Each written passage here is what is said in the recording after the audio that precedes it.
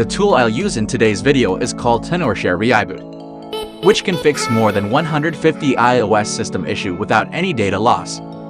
You can go to tenorshare.com to get this software no matter you're using Windows or Mac.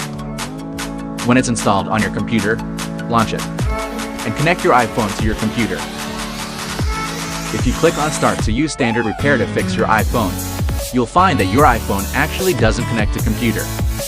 On Reboot, it has listed the ways to put your iPhone into recovery mode. Just follow the instruction according to your device model. It's kind of like force restart. Just press and release the volume up and volume down, then side button.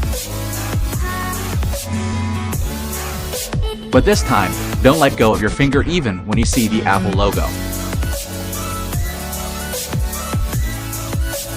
When you see Connect to iTunes logo, that means your iPhone is in recovery mode. Go back to Reboot. This time, your iPhone is connected. So go on with the Start button. I'm pretty sure that you want to keep all your data on your phone and just fix the system, so you need to choose standard repair.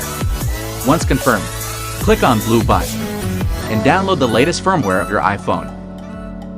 When the firmware is downloaded successfully, you can click Start Standard Repair button. Reboot will start to repair your iPhone system. The whole process will take about 10 minutes, so you just wait for a while and keep the iPhone connected during process.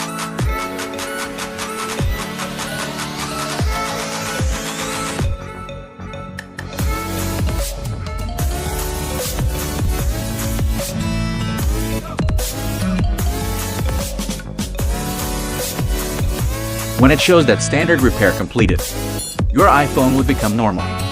Let's check it out. Yes, all the data are still kept on your phone, and your iPhone has been updated to the latest iOS system. That's it.